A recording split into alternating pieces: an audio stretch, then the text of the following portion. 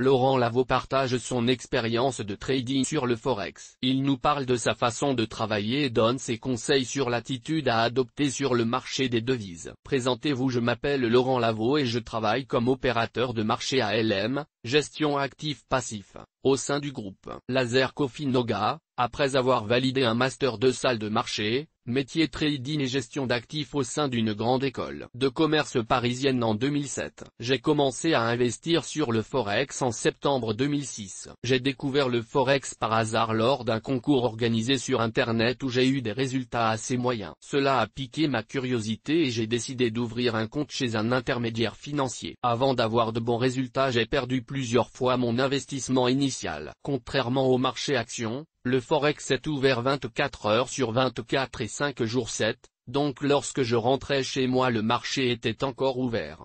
Alors que le marché action, lui, était fermé. De plus, on peut utiliser un effet de levier plus important que le SRD, mais, attention, cela peut aussi être un ennemi mortel s'il est mal utilisé. L'autre avantage est qu'il n'y a pas de frais à chaque ordre. On n'est pas directement sur le marché mais face à un market maker teneur de marché, du courtier, comme pour les varans. Le Forex est un marché qui s'adresse à des personnes qui ont déjà de solides bases de trading, de stratégie d'investissement et qui veulent vraiment apprendre le trading. En effet, il y a une très grande volatilité et un effet de levier. Partant de là, il y a donc un risque de perdre tout son capital en moins d'une heure. Quelle stratégie utilisez-vous? Quelle est votre performance? Au début j'ai eu beaucoup de mal car je n'avais pas véritablement de stratégie. Je tradais plutôt au feeling mais j'en ai vite vu les limites de cette approche. Après avoir eu plusieurs grosses erreurs sur le Forex, j'ai remis en question ma façon d'aborder le marché. J'ai d'abord créé un plan de money management, gestion du capital, avec un plan de trading. J'ai testé cette stratégie avec un backtest,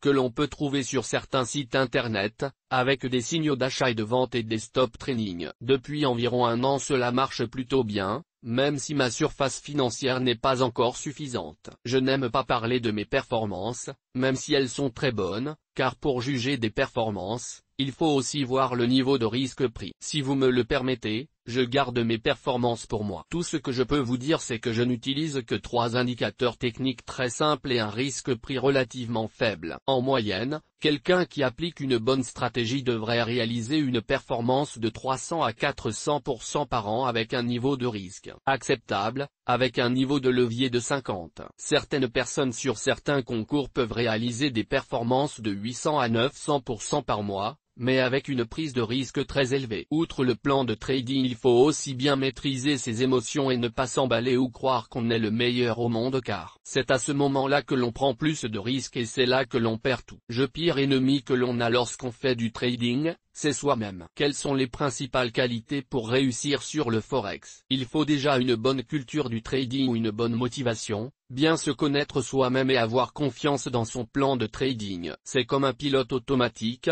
si vous voulez prendre vos pertes ou vos gains et que le système ne donne pas de signal, il faut écouter le plan de trading. Mais il faut aussi remettre en permanence son plan en question. Pour ma part, j'utilise un cahier de trade où je note toutes mes opérations, avec mon état d'esprit du moment. Que mon trade soit gagnant ou perdant, je me pose toujours les questions, ai-je bien fait? Est-ce moi qui ai vendu ou mon système? J'essaie en permanence de tirer des leçons de mes opérations et je remets aussi en cause mon système de trading car les marchés évoluent. Et mon plan doit aussi évoluer. Le fait d'avoir fait plusieurs fois de grosses pertes m'a beaucoup appris. Tout le monde peut-il réussir sur le Forex? Comment ne pas perdre sur ce marché très spéculatif? Oui, tout le monde peut réussir. La preuve, j'y arrive aussi. Rire, aujourd'hui, une personne qui veut investir sur le Forex ne doit pas voir seulement le gain qu'elle peut en retirer. La personne doit d'abord être hyper motivée et elle doit aussi accepter de perdre parfois un peu d'argent. Il faut avoir un bon plan de trading et savoir prendre ses pertes. Si on n'arrive pas à avoir de bons résultats sur le marché action, il ne faut pas investir sur le Forex. On doit aussi partir du principe que l'argent que l'on investit sur le Forex est de l'argent perdu. La façon d'investir sur le Forex est différente de celle du marché action.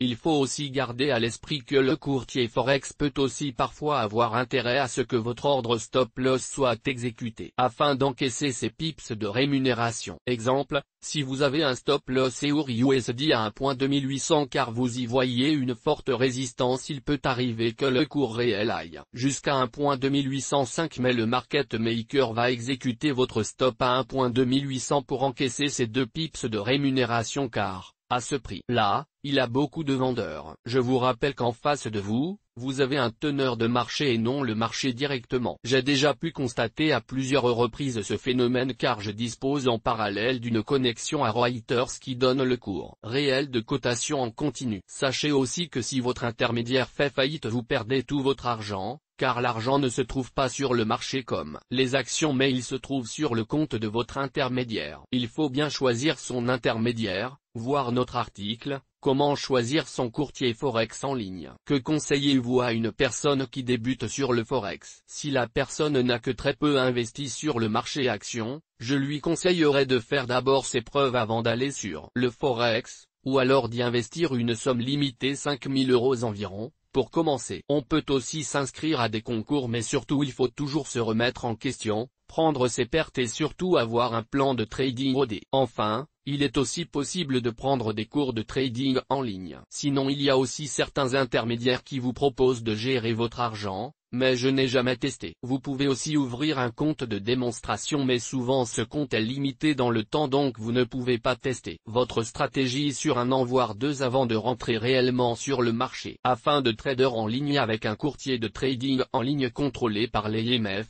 téléchargez la plateforme de trading bourse et crypto-monnaie. Les informations de Café de la Bourse, comme et de ses publications sont données à titre pédagogique. Elles ne constituent en aucun cas des recommandations d'investissement. Le lecteur se doit d'étudier les risques avant d'effectuer toute transaction. Il est seul responsable de ses décisions d'investissement.